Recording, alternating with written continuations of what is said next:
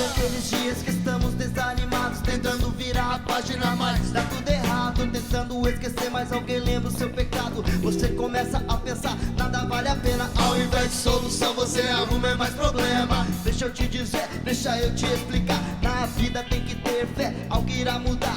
Deus nunca deixa seus filhos desamparados. Os anjos estão ali sempre andando lado a lado. Faça uma oração e clame com muito fervor. Ele é o Senhor. Jesus é o Senhor. Da nossa vida, O Senhor. sua vida. Jesus é o Senhor. O Senhor. Jesus é o Na Senhor. vida você só é o que você quer ser. Jesus te mudará, é só você querer. Deus é tão bom que nos dá o livre-arbítrio. A escolha é sua, reflita. Pense nisso, vai ter que ter atitude, tem que ter compromisso. Vemos tanta coisa errada e não fazemos nada. A fé sem obra é morta, estamos em mãos atadas. A vida do cristão Tem que ser diferente. ao invés de ser morno, você tem que ser crente. Levante as mãos pro alto e clame com muito fervor. Ele é o Senhor. Jesus é o Senhor. Da nossa vida, O Senhor. sua vida. Jesus é o Senhor. O Senhor. Jesus é o Senhor. Faça o seu louvor, demonstre com a vida pra todos os seus problemas. Jesus é a saída. Levante a cabeça e mantenha a conduta. A vida do cristão é uma eterna luta. Na batalha do espírito contra a carne. Se não tiver amor, de nada vale. Mas pra todas essas lutas já tem um vencedor. Quem? Ele é o Senhor. Jesus é o Da Senhor. nossa vida, Senhor. sua vida. Jesus é o Senhor. O Senhor. Jesus é o Senhor. Sempre. Boa noite! Boa noite, Kátia. Depois de quase 40 dias Nossa, sem um ao vivo, né? Foi muito tempo. Nós tivemos aí a JMJ, você pode acompanhar todos os dias ao vivo aqui na Canção Nova. Tivemos aí o programa, né, com a Mirella e o Thiago. Nossa, foram programas assim maravilhosos. Lá da Polônia, acompanhei algumas coisas e enviei também matérias para cá. Foi assim maravilhosa essa transmissão, né, Adriano? E eu acompanhei o nascimento da minha filha. Outra transmissão, né? Outra transmissão, a transmissão da vida, literalmente. Até um abraço, né? Para minha querida esposa, minha filhinha, que com certeza, filha, eu espero que você já esteja dormindo, né? E como foi bom também passar esse tempo ao lado delas, vivendo essa revolução também da paternidade. Mas estamos de volta e no momento assim... Tenso, crítico, estamos vivendo um momento histórico, né, em nossa política brasileira. É a segunda vez que um presidente vai ao impeachment. E se você está meio perdido, foi pego desprevenido, nós trouxemos aqui hoje alguns convidados que poderão responder as suas perguntas sobre economia e aquilo que está acontecendo atualmente. Em maio, a presidente Dilma, ela foi afastada, né, por 180 dias. E agora, no último dia 31 de agosto, o seu mandato, né, ela perdeu o seu mandato, então assumiu o vice-presidente Michel Temer. Mas tanta coisa aconteceu, tantas coisas que às vezes a gente não sabe que rumo que tomou e por que chegou a isso. Então o programa de hoje foi totalmente pensado para você. Você já pode interagir conosco e mandar também as suas dúvidas, né, Kátia? Porque assim, tá claro, não tá tão claro... Se você tem muitas dúvidas como eu, você já pode interagir com a gente nas nossas redes sociais. Tem o nosso Instagram, que é o @RevoluçãoJesus, tem também o nosso Twitter, @RevoluçãoJesus, e o Facebook. Mas eu acabei de fazer um vídeo no @TV Canção Nova, que você também pode. Então você viu que não é por falta de redes sociais que você não vai interagir com a gente. Você tem alguma dúvida? O que não ficou muito claro para você? E para falar sobre isso, eu já quero chamar aqui o Sávio Chalita. Ele que é professor de Direito Eleitoral. Pode vir para cá, Sávio. Aí, uma salva de palmas, né, nosso convidado. Nós temos um Tem grupo uma de plateia, jovens aqui um grupo de jovens hoje. aqui de Guaratinguetá. Bem-vindo mais uma vez. Bem-vindo. Boa noite. Obrigado. Também para nos ajudar nessa reflexão, ele que é mestre em História pela Pontifícia Universidade Católica de São Paulo, Tadeu Miranda. Bem-vindo, uma salva de palmas. A parte histórica aí para nos ajudar na reflexão. Bem-vindo. Bem-vindo, Tadeu. Seja bem-vindo. E é claro, nós vivemos um momento tenso em nossa economia. O que será? Para falar sobre isso, Humberto, que é economista. Humberto, já esteve conosco em outra pauta. Bem-vindo mais uma vez. E Adriano, não é a primeira vez que esse time vem aqui no Revolução Jesus, né? O Tadeu está sendo a primeira vez, né? Mas o Sávio e o Humberto esteve conosco nessa mesma pauta. Mas naquele tempo tinha acabado de acontecer a votação na Câmara. E a gente prometeu que depois do desfecho voltaríamos para falar e tentar entender. Não sei se está tão claro, né, para todos, mas é um programa que a gente quer, de fato, trazer a realidade política. O que tem isso a ver com a Canção Nova, que é uma rede católica de comunicação? É política. E o Papa Francisco diz que é um jeito também de exercer a caridade, né? Então, a gente tocar nessa realidade política, também a gente dar o nosso algo a mais. Um povo esclarecido é um povo que não se perde em qualquer ideologia, né, cara? É isso mesmo. E para começar bem, a gente quer agora chamar uma palavra de um sacerdote, para a gente saber aquilo que o Adriano foi dizendo, o que tem a ver, né, um programa falar sobre política na Canção Nova. Então, para a gente saber um pouco mais, né, ficar um pouco mais esclarecido, a gente começa com o Padre Roger.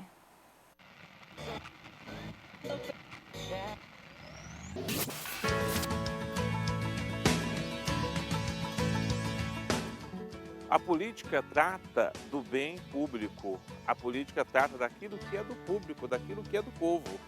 Por isso, a participação da igreja e o interesse da igreja com a política é total. A igreja nunca pode ser indiferente ao aspecto político, porque a política diz respeito a todas as coisas da vida do nosso povo. A igreja cuida do povo, a igreja é pastora do povo de Deus. Então a igreja tem que se preocupar com o bem-estar do seu povo.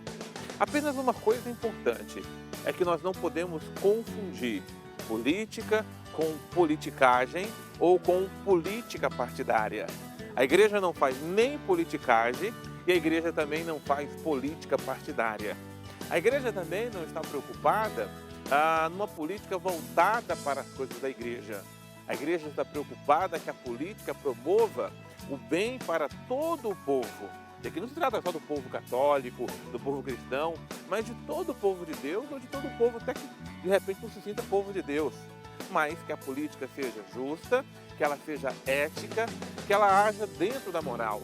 Por isso, a igreja sempre vai ter uma participação política ativa, no sentido de que ela vai estar preocupada de que o bem comum seja promovido.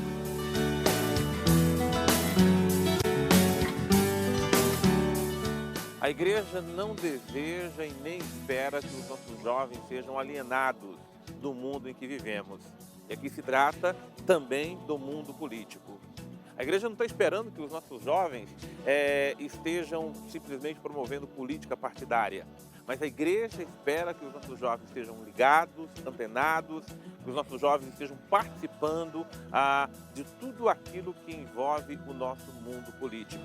É muito triste saber que o mundo está acontecendo, que as coisas estão aí e simplesmente a gente se comporta com indiferença. Não tem nada a ver comigo, tem tudo a ver comigo. O jovem é responsável pela transformação da sociedade. Então, a primeira coisa, o jovem tem que votar bem, tem que votar consciente. O último aspecto que eu vou chamar a atenção para os jovens é termos cuidado com as ideologias, porque as ideologias muitas vezes reduzem a nossa visão de mundo. É importante que eu esteja inserido num partido, num sindicato ou no movimento jovem, seja lá o que for, mas que eu não seja escravo nem preso de uma ideologia.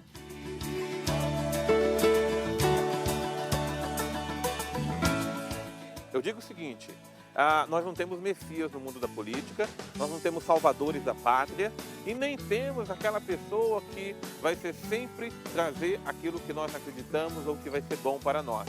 Agora, uma coisa pelo menos nós podemos fazer, começar a escolher o menos ruim, o menos pior, começar também a escolher tudo aquilo que de fato não é compatível com aquilo que acreditamos, com aquilo que cremos e, sobretudo, com aquilo que não vai favorecer o bem comum da nossa sociedade. Daí, o Espírito Santo nos ilumine, o discernimento e a prudência esteja conosco na hora de fazermos nossas escolhas.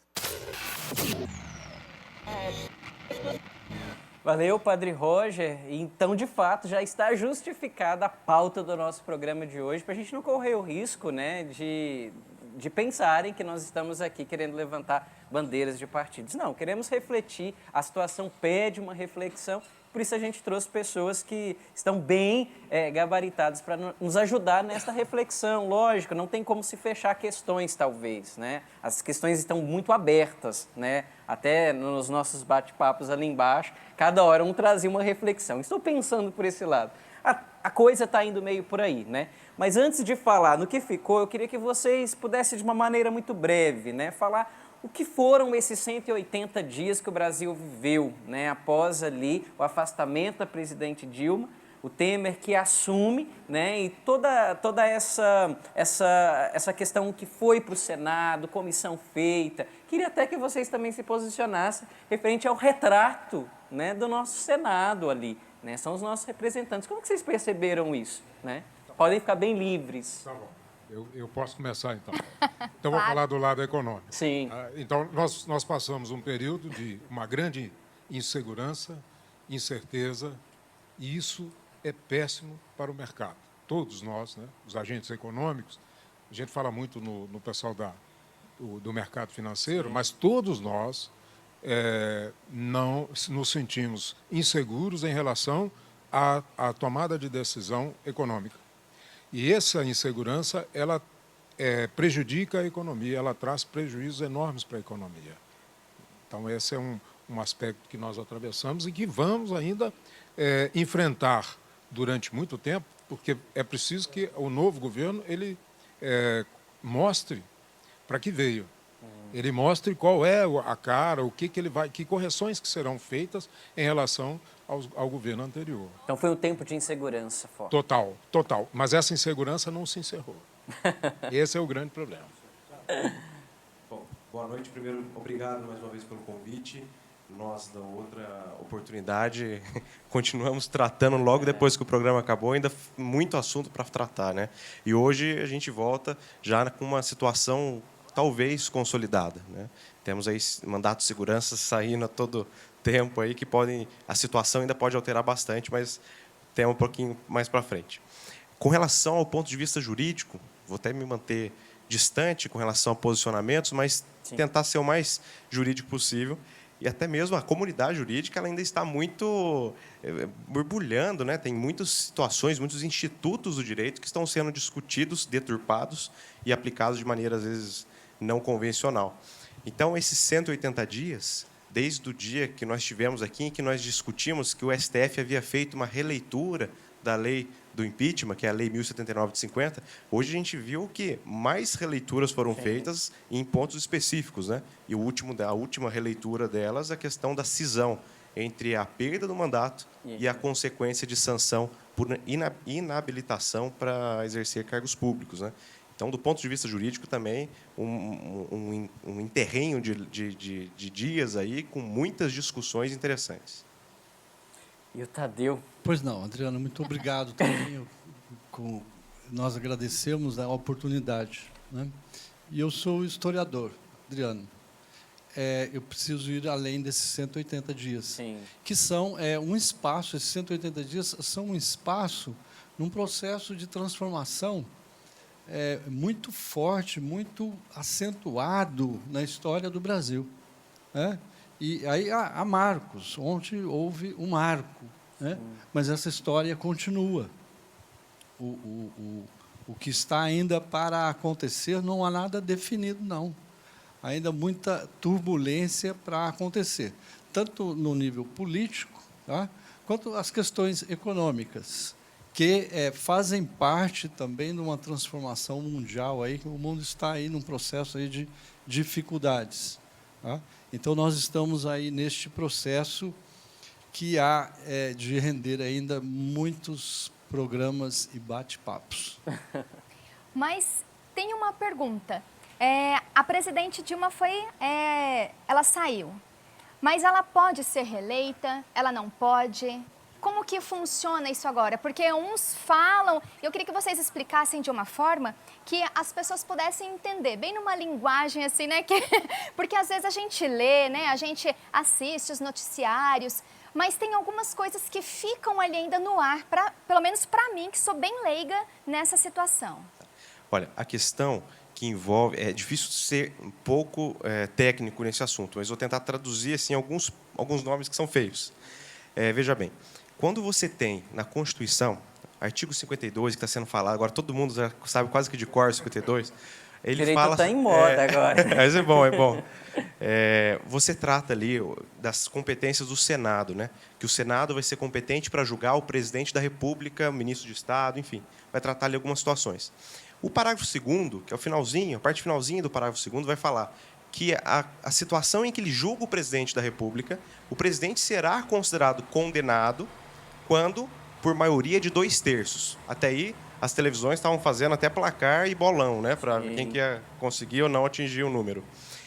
Então, se você conseguir alcançar aquele número que é de 2/3 do Senado, a consequência é a perda do cargo, aí o vocábulo é muito claro, com a inabilitação para cargos públicos. Existe uma confusão que as pessoas falam entre direitos políticos e inabilitação para cargos públicos. É parecido, mas é diferente. Direitos políticos. Quando a gente fala que a pessoa teve direitos políticos suspensos, eu estou dizendo que ela não pode votar e que não pode ser votada, de maneira bem superficial. Quando eu falo que ela está inabilitada, que é o caso da presidenta, eu estou dizendo que eu não estou dizendo que ela não pode votar, eu só estou dizendo que ela não pode ser votada, inabilitada para ocupar cargos públicos. Só que é muito mais ampla a inabilitação, porque além dela não poder ser votada, ela também não pode ocupar qualquer outro cargo, não necessariamente eletivo. Ela não pode, por exemplo, concorrer aí a ser professora de uma universidade federal.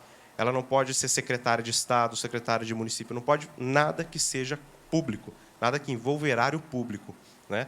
Então, assim, a situação dela não suspenderia direitos políticos. Por quê? Se a situação do presidente que perde o mandato estivesse na lei de inelegibilidade, que a gente chama de lei de ficha limpa, né? Porque, na verdade, ela só aumentou, enrijeceu a lei das inelegibilidades, a lei da ficha limpa, aí sim ela seria inelegível. Aí poderia ter lá consequências de ter direitos políticos suspensos. O caso dela não é de suspensão de direitos políticos. Quando a gente inabilita ela ao cargo público, consequentemente, direitos políticos passivos, que é poder ser eleita, estaria incluído, mas é mais amplo.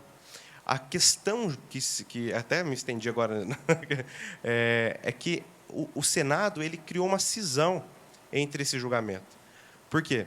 Ele deixou para os senadores, primeiro, votar se entende que ela deveria ser condenada pelo crime de responsabilidade e, portanto, ser impedida, né, ter a perda do mandato, e, em segundo momento, se deveria ser aplicada a ela as sanções previstas, que é perda do cargo e a inabilitação.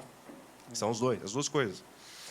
Aí até eu vi pelo Facebook o pessoal falando assim, a partir de agora, então, a pessoa, quando for condenada por homicídio no tribunal do júri, primeiro você vota se ele é culpado e depois se ele vai cumprir pena ou não, né? Sim. É claro que é uma vista bem grossa, mas é mais ou menos, né, do que aconteceu hoje. O Senado faz ali, então, uma interpretação muito equivocada, com base num precedente da época do Collor, que não se aplica, né? Precisaria ter de uma explicação um pouco mais profunda, mas não se aplica. A ideia de autonomia e independência das sanções é muito clara a redação da Constituição quando fala que uma decorre da outra, embora elas são autônomas na sua aplicação. Por que no Collor ele só ficou inabilitado e não perdeu o cargo? Porque ele já tinha renunciado. E aí sim a gente vê aquilo como uma autonomia das sanções. No caso da presidenta Dilma, não haveria essa independência, porque ela tinha um cargo a ser perdido, né? No primeiro caso do Collor, só não perdeu o cargo porque já tinha renunciado. Então, sim, a gente fala de autonomia, que não é porque não tem mais cargo que eu não posso aplicar a sanção de inabilitação. Então, o que aconteceu ontem foi fugir da Constituição? Olha, é prematuro eu afirmar em nome de um conceito jurídico que ainda se forma, mas a maioria das pessoas com quem eu me relaciono, envolvidas com o direito público, propriamente o eleitoral e o constitucional, eu não vi até agora nenhum argumento favorável a essa cisão. a não ser assim, opiniões completamente apaixonadas. Sim. Né? A gente, aqui, por exemplo, eu estou trazendo um conceito e reflexões jurídicas. Não estou defendendo nenhuma nem outra. Mas a leitura é muito clara. Né? É perda do mandato com a inabilitação. Não fala não fala alternativamente. É muito claro, né? Enfim, mas ainda vai dar pano para manga, né? Só complementar, porque às vezes o especialista ele tem que dar explicação, né? Eu vou tentar traduzir duas coisas. É assim. Primeiro, ela perdeu o mandato, mas ela continua com os direitos políticos íntegros. Ela pode ocupar cargo público e pode, na situação que está hoje. Mas olha só, né? Mas com um detalhe. E eu queria falar da questão da segurança. A esperança da sociedade é que esse impeachment, seja favorável ou desfavorável, ele trouxesse a segurança jurídica que, na economia, nós precisamos. Só que ele não trouxe segurança jurídica, ele trouxe uma insegurança. E uma fragilidade. Isso. E por que trouxe a insegurança? Porque agora fica... não tá claro. Se já existem pessoas entrando, tanto de um lado quanto do outro, contra esse impeachment. Então, se entrou contra o impeachment, enquanto não for declarado qual é a decisão do Supremo, nós estamos em uma situação de segurança. Infelizmente, isso tem reflexo na economia. Desculpa, é claro que tem reflexos na economia. Você vai trabalhar, não vai, você vai investir, não vai, que rumos que você vai tomar. Agora, esse momento também tem me remetido a um instante, sou historiador, a um instante de 120 anos atrás, em um dos grandes livros, textos da historiografia brasileira, é Os Bestializados. Quando da proclamação da República, quando lá no Rio de Janeiro, o cidadão comum, o sujeito comum, viu aquela guarda lá, uma parte lá, um pelotão do exército atravessando as ruas, né? Todo mundo ficou olhando, nossa, é alguma comemoração? Ficaram olhando bestializados. Era a proclamação da República. Né? Então, hoje, se não trabalharmos profundamente na educação, se não promovermos debates para ilustrar, né, para esclarecer como que está acontecendo aqui agora, ficaremos todos bestializados. Porque, veja, é um aparato técnico difícil, complicado, que você, quando chega em casa do trabalho, vai ver alguma coisa, vê aquele noticiário, aquele trato todo que é feito no Senado, na Câmara, etc., a gente fica bestializado. Né? E aí, por conta disso, né, toda essa insegurança. Nós estamos vivendo um momento assim seríssimo no Brasil. Eu posso fazer um comentário em cima do que o Tadeu falou, dessa questão da conscientização.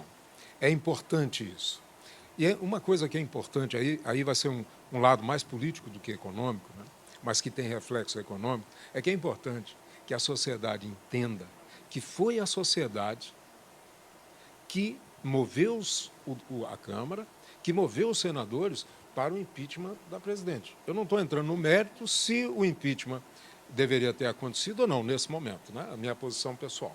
Mas foi a sociedade que sinalizou para os deputados e depois sinalizou para os senadores para que votassem a favor do impeachment. Inclusive, alguns senadores, eles declararam que eles tinham uma boa vontade com a presidente, mas que as bases, né, quando eles foram às bases, eles perceberam que a base queria que fosse retirada a presidente. Então, isso aí é importante a gente entender. Eu acho que é importante a gente trazer também ao debate para que as pessoas saibam a importância que nós temos como cidadãos. Você está acompanhando Revolução Jesus, o tema é impeachment, ou melhor, a situação política do Brasil. Né? Enquanto o Humberto ele ia falando aqui, né, sobre essa questão dessa insegurança e até desses mandatos, eu ficava aqui pensando, sabe? Chegou a um desfecho, querendo ou não, chegou. mas hoje parece que não chegou. Né? O próprio advogado, né, José Eduardo, ele já entrou com alguns mandatos de segurança.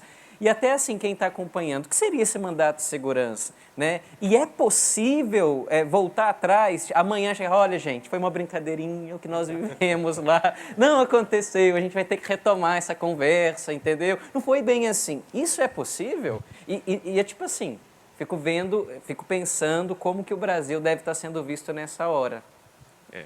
O Brasil ele já é visto por investidores estrangeiros, o professor Humberto pode concordar, como uma grande instabilidade jurídica, porque hoje você tem uma decisão, daqui a pouco pode ser cassada, amanhã recorreu, depois o STF entendeu diferente e depois o STF voltou atrás. Então, assim, é claro que há todo um cenário jurídico por trás disso, né, desses desfechos. Agora, com relação à defesa da presidenta Dilma, né, foi impetrado um mandado de segurança. Até fazer uma distinção, porque é interessante, porque são dois nomes que estão sendo falados muito. Explique, por favor, esses mandato. nomes. Mandato tem a ver com outorga. Então, você vota em alguém ou você passa uma procuração para alguém. É um mandato. Estou a mando de alguém. O mandado de segurança, com D no final, é uma ação aqui, que a gente chama de remédio constitucional, que ele visa a impedir para impedir quando há um direito líquido e certo seu sendo violado. Qual que é o argumento do mandado de segurança impetrado hoje pelo José Eduardo Cardoso? Que haveria aí uma não recepção de uns dispositivos da Lei 1079 de 50, se não me engano, envolve o artigo 10 e o 11 e alguns itens deles, e também fala sobre...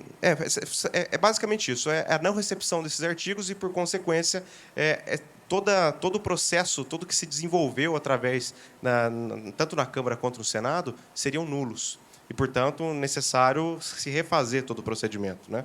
É muito improvável que esse mandado de segurança tenha êxito. Agora, por outro lado, também, eu acredito que tenha sido mandado de segurança ou uma DPF, ainda não vi. O que é uma DPF? Uma DPF é uma arguição de descumprimento de preceito fundamental. O que esse nome feio faz? Toda vez em que há uma violação grave a princípios sensíveis da Constituição, é possível que alguns legitimados que vão estar lá na Constituição vai entrar para tentar impedir que esse ato se perpetue. Né? Enquanto a gente estava conversando, meu pai, que está aqui prestigiando, assistindo a gente, me mandou aqui, olha que a Associação Médica Brasileira entrou hoje mas a reportagem não fala que ação que é, para tentar melhorar, né, vamos dizer assim, o desfecho desse julgamento para fazer alcançar a inabilitação para os cargos públicos para a presidenta. Qual que é a consequência? Agora, voltando um pouquinho. É possível que se impetre mandato de segurança ou a DPF para tentar modificar essa decisão. Que nós tivemos, então, em conclusão, uma decisão que fez a presidente perder o mandato, sim, mas ela não inabilitou ela. Eu consigo visualizar, assim, alguns colegas já que nós discutimos antes do programa, que é possível uma ação que tente, em primeiro momento, anular a sessão de julgamento, porque se você simplesmente fazer alcançar a inabilitação, os senadores podiam dizer assim, se eu soubesse que ela ia perder o mandato e ia ficar inabilitada, eu não teria votado sim na primeira votação. Então, estaria aí viciada essa votação e deveria ser refeita essa sessão. Mas eu acho que ela não se mantém pela insegurança jurídica que o STF ia vislumbrar. Né? Agora, a segunda situação seria alguém entrar, né, algum dos legitimados entrar com uma ação que conseguisse fazer alcançar a presidenta Dilma a inabilitação. Então, duas situações. Na primeira, eu não consigo simplesmente alcançar a inabilitação a ela, mas eu consigo anular a sessão de julgamento com base no que o senador, quando votou pela perda do mandato, ele não sabia que ela ia ficar inabilitada. Isso é um argumento fraco, não se sustenta pela insegurança. E, num segundo momento, simplesmente fazer alcançar a inabilitação porque é expresso na Constituição. Sim. Agora, percebam que tudo isso que eu estou trazendo reflete exatamente o que o professor Humberto colocou da insegurança. Né? Embora eu acho muito remota, para não se dizer nula, a possibilidade de se anular a sessão de julgamento, existe e grande a possibilidade de se fazer alcançar a presidente Dilma a inabilitação. Ou seja, ainda que não vá mudar tanto assim a situação em termos da nossa política, né? Mais consequências a ela, enquanto pessoa, é uma insegurança. Não se sabe desfecho concreto. O senhor quer complementar? Eu quero. Com relação a essa insegurança que existe, né? Nós precisamos pegar e olhar e lembrar que é preciso que a classe política, que os nossos políticos tenham consciência disso, né? Não somos, se isso foi em 1889, na proclamação da República, a população olhava bestializada. Isso é um comentário de um jornalista, escreveu isso, ele observou isso lá no Rio de Janeiro, em 1889, e escreveu isso. Hoje, a classe política é preciso saber que nós não estamos bestializados. Hoje nós estamos aqui, reunidos, falando, pensando, né? E quando o Sávio colocou que o senador podia saber que não podia saber que ia haver a inabilitação. Ele tem a obrigação de saber e conhecer a Constituição, mais do que nós, réis mortais, né? Ele tinha que saber que ia votar de um jeito e ia se estender. Então, isso tudo me parece duas coisas, né? Eu sou muito brincalhão. Parece briga de futebol. Você vai lá, briga, depois a briga anda para o lado de cá, aquela coisa toda. Agora, me parece tudo isso assim, manobras que são articuladas lá dentro do Congresso, porque as pessoas votaram pelo fim do mandato, né? Falei certo? E depois, no segundo momento, muitos votaram, eu vou falar grosseiramente, votaram contra a Dilma, depois a favor da Dilma. Gente, isso nos deixa confusos. Então, é preciso que a classe política fique sabendo de que nós estamos acompanhando e de olho. Então, aí entra o aspecto, vamos falar da economia nesse aspecto. Bora lá. Imagine, vamos imaginar o cidadão comum para a gente depois colocar isso no país. Então, vai imaginar o seguinte, tem um cidadão que está com um carro e que te oferece o carro. Aí você pergunta para ele, e a documentação? Fala, não, olha, a documentação é o seguinte, ela está mais ou menos acertada, mas existe aqui um problema, eu já conversei com o juiz falou que vai me dar o documento, você pode comprar sem susto, que o juiz falou que vai me dar o documento. Você compraria esse carro? Eu não compraria. Por quê? Porque não existe uma segurança jurídica em relação àquele negócio que eu vou fazer. O que nós estamos atravessando hoje? Então, é assim, qual é a probabilidade de haver um retorno em relação à situação da Dilma? E nós estávamos conversando sobre isso, de que é muito baixa. Mas quem vai investir num país em que você não sabe, não tem a segurança, né, do resultado econômico que vai ter nisso? É a mesma situação do carro. Você fala assim, mas e se, por acaso, houver o retorno? Como é que fica o meu dinheiro? Sim. Então, é isso que nós vamos viver, ou seja, nós vamos continuar com a situação econômica ainda fragilizada por essa situação que está sangrando. E é um corpo que está estendido no chão, sangrando, e que ninguém pode dar o primeiro socorro, ir lá e estancar aquele sangue. Ou talvez fazer autópsia. Mas se aqui está sangrando, está tenso e cada um tem, né, algo a dizer, como será que está toda essa situação lá em Brasília? E é isso que a gente vai saber agora, porque a gente vai para lá com o Ronaldo Silva, ele que é da comunidade Canção Nova e vai trazer para a gente informações de como se encontra o clima lá em Brasília. Boa noite, Ronaldo, seja bem-vindo. Boa noite, quero dizer que estou gostando muito de escutar vocês, de escutar esses mestres que estão aí no programa desta noite. Aqui as coisas não se assentaram, como vocês também estão comentando aí. O dia de hoje foi um dia de uma porção de ações que foram levadas ao Supremo Tribunal, que também já foi mencionado aí. E enquanto escutava vocês, eu não parava de lembrar exatamente daquela sessão que marcou tudo isso que nós estamos comentando. Inclusive, eu estive lá até a madrugadinha, às 2 horas da manhã, do dia já da votação do impeachment ontem, e retornei às 11 horas da manhã para acompanhar todo o desfecho. E uma coisa me chamou muita atenção. mais ou menos naquela 1 hora que antecedeu a votação, que foi 1 hora de discussões para se definir como seria, se aceitaria o destaque ou não, uma coisa que ficou entendida para mim e para outros jornalistas que ali estávamos, é que se votaria o destaque sim, mas que também para se aprovar o destaque seriam necessários os 54 votos, mas da parte daqueles que defendiam a inabilidade, a aplicação da inabilidade para a presidente Dilma. Isto é, para ela ser absolvida da punição, então seriam necessários 54 votos para ela. Os defensores daí que deveriam alcançar aqueles 54 votos, o quórum qualificado. Então, havia da nossa parte, ou de parte da imprensa, o entendimento desses. Quando saíram aqueles 42 votos e ficou todo mundo... Ali houve um suspense também da parte da... A gente não sabia o que aquilo significava. Se, de fato, a presidente Dilma escaparia dessa punição de perda de direitos políticos ou não. E houve ali um silêncio geral, houve ali uma conversa entre todos nós que ali estávamos, e essa dúvida. Também um momento importante que eu considero que ficou ali algo no ar foi justamente quando a presidente foi cassada e não houve aquela grande comemoração que se imaginava, porque a grande maioria dos senadores, 61, votaram a favor, mas não houve ali, por exemplo, a coragem de se comemorar efusivamente. Ali já se percebeu que tinha alguma coisa no ar. Então, eu chamaria a atenção para esses dois aspectos que provocaram esse suspense e, logo depois de tudo aquilo, a gente percebia os senadores favoráveis ao impeachment e que tinham perdido o segundo ponto daquele dia, que teria sido a questão da punição da presidente Dilma. Também eles estavam atônitos e muitos não estavam entendendo o que exatamente tinha acontecido. Se foi uma manobra, muita gente ficou perdida em meio a tudo que aconteceu ali, do jeito que foi conduzido, inclusive muitos senadores, imagino eu, viu?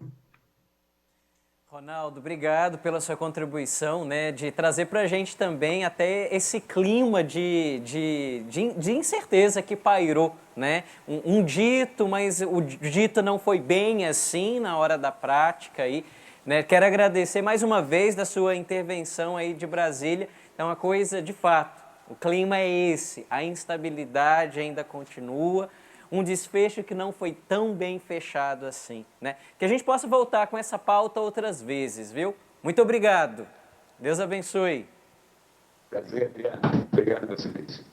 E a gente vai para um breve intervalo, né, que a gente precisa fazer uma pauta aqui. Daqui a pouco a gente volta, né, com mais reflexões aí sobre, né, o impeachment, toda a situação política. E a gente vai para um intervalo escutando Kyrios Reg. Não sai daí não, daqui a pouco você também pode deixar sua pergunta sobre o cenário político e econômico do Brasil hoje.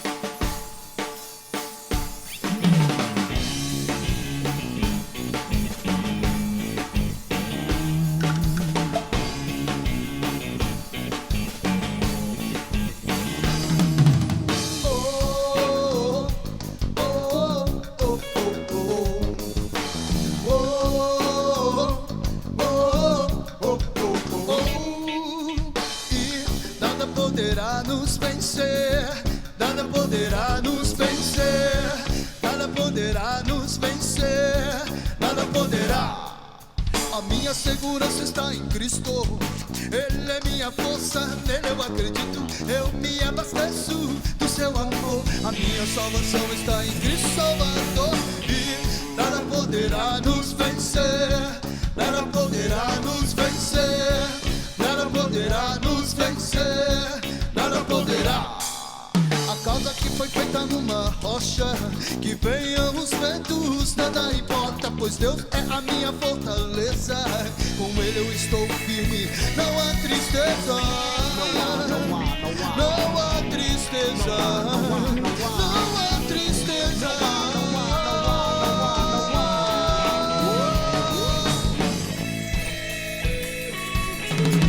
Contra toda insegurança, irmão.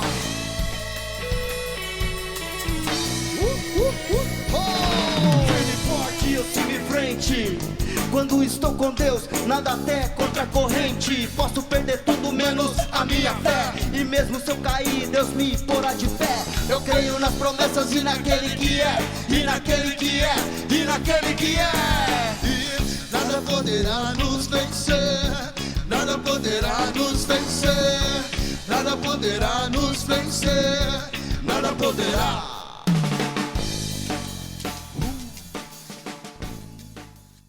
Boa noite, estamos de volta com o programa Revolução Jesus e hoje o tema é sobre esse tempo que a gente está vivendo na política aqui no Brasil, né? A questão do impeachment da presidente Dilma. E para falar desse assunto, nós trouxemos aqui hoje um historiador, um advogado e um economista. Mas antes da gente voltar o nosso bate-papo com eles, porque aqui está muito tenso, viu, gente? Cada um aqui tem algo a falar. Nós já falamos com o Ronaldo Silva, ele que é jornalista e missionário da Canção Nova lá em Brasília, e trouxe pra gente como que se encontra ainda, né, aquela cidade. Olha, antes da gente voltar ali, quero te convidar para um evento aqui da Canção Nova, um acampamento de oração, que vai dos dias 9 ao dia 11 de setembro.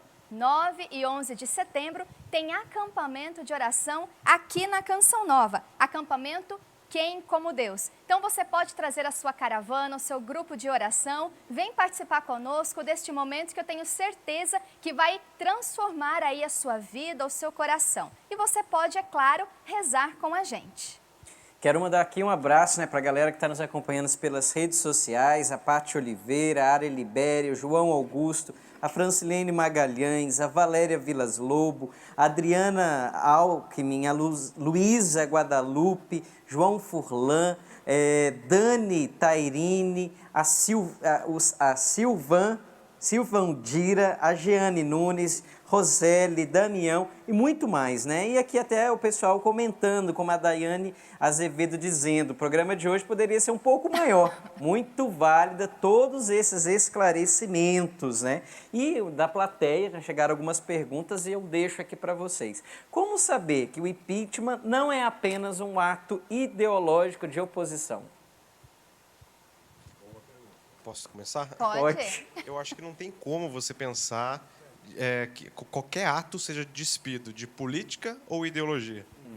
Porque mesmo a gente estava, eu e o Tadeu acompanhando no início a fala do Padre Roger, ele falando das ideologias, né, o perigo, porque a ideologia, de maneira muito clara, ela cega quando você é 100% aquilo e não abre olhos para mais nada, né? Você torna-se marginalizado das outras alternativas, dos outros posicionamentos. Então, difícil você pensar qualquer atitude, principalmente quando a política está intimamente associada, que não seja ideológica. A começar que você viu que na primeira fase, na Câmara dos Deputados, os partidos orientavam os seus parlamentares a como proceder.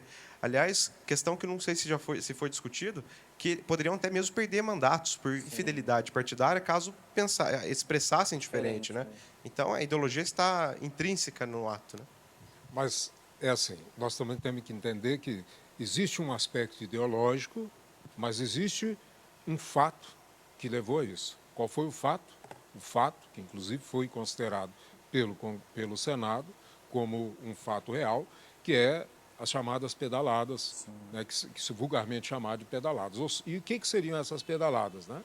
É quando o governo, descumprindo os preceitos legais, ele pega empréstimos, não lança esses empréstimos, né, no orçamento e não, sem autorização, não foi autorizado, porque tem que ser autorizado, ele não paga, mas também não faz o lançamento e fica como se, o que acontece com isso? É como se eu devo um dinheiro, eu estou devendo um dinheiro. Aí minha mulher pergunta para mim, você pagou a conta lá no banco? Eu falo, paguei. E quando ela vai ao banco, ela descobre que eu não paguei a conta, porque eu usei para outra coisa. Então, vai dar um rolo, não vai? Isso aí, dependendo do volume de... Olha só, imagine você, se foi um valor, 5 mil reais, 2 mil reais, sei lá, 2 mil reais, ela vai chegar, vai dar uma bronca, vai brigar. Agora, se chegar lá e descobrir que eu falei com ela que paguei 2 milhões ao banco, e eu estou devendo ao banco 8, isso aí vai dar divórcio. Com certeza. Né? Então, foi o que aconteceu.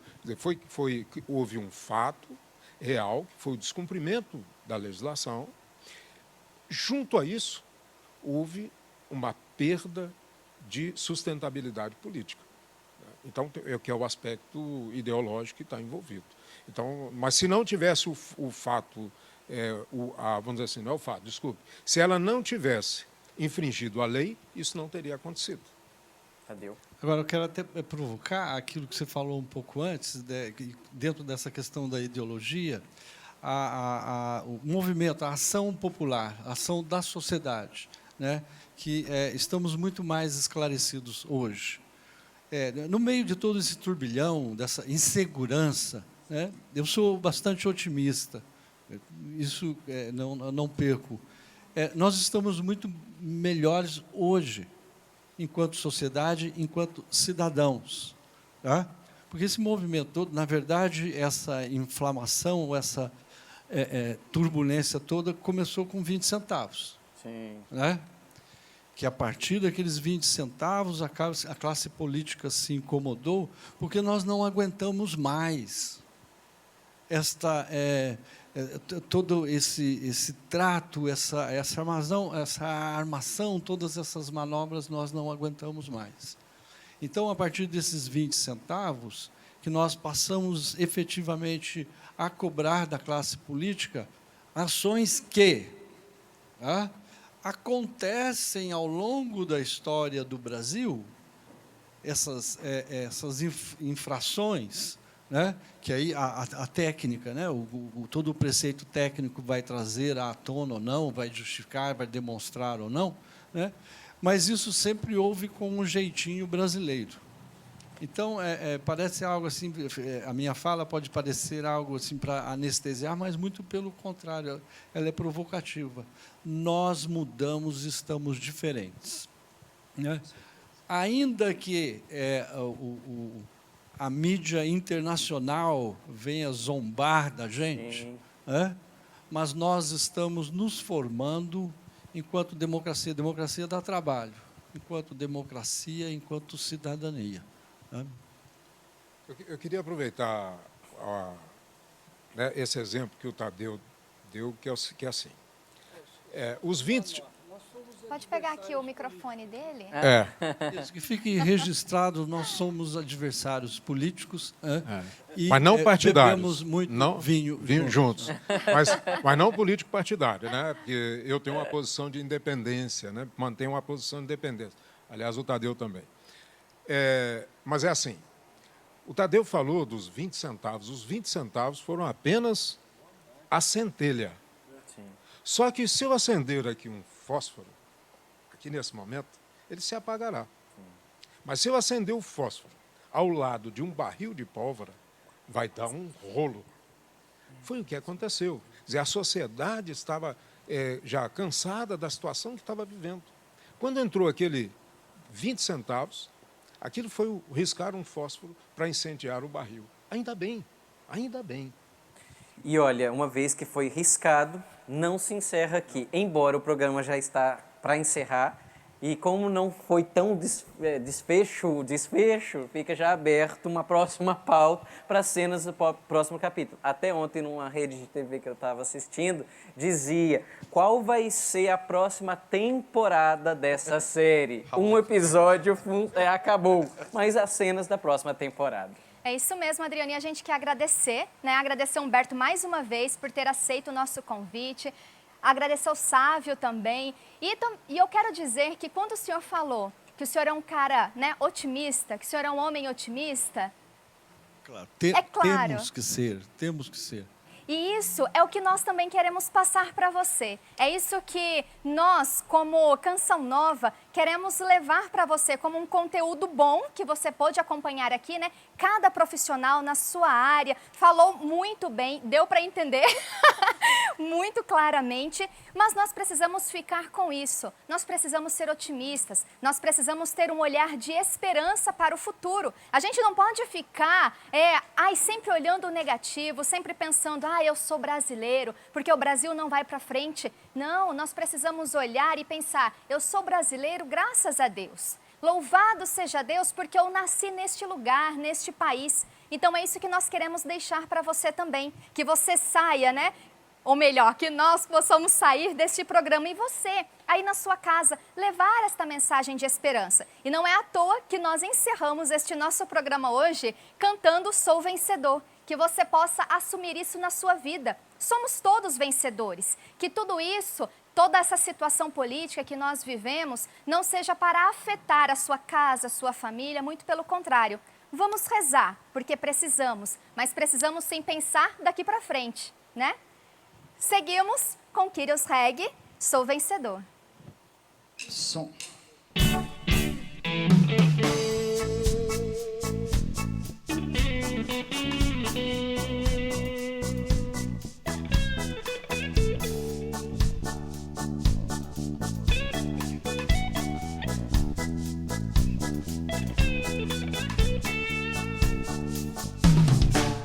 Sou vencedor, tenho Cristo em minha vida, tenho paz em minha alma e o amor que vem do Senhor. E o amor que vem do Senhor. Sou vencedor, tenho Cristo em minha vida, tenho paz em minha alma e o amor que vem do Senhor. E o amor que vem do Senhor.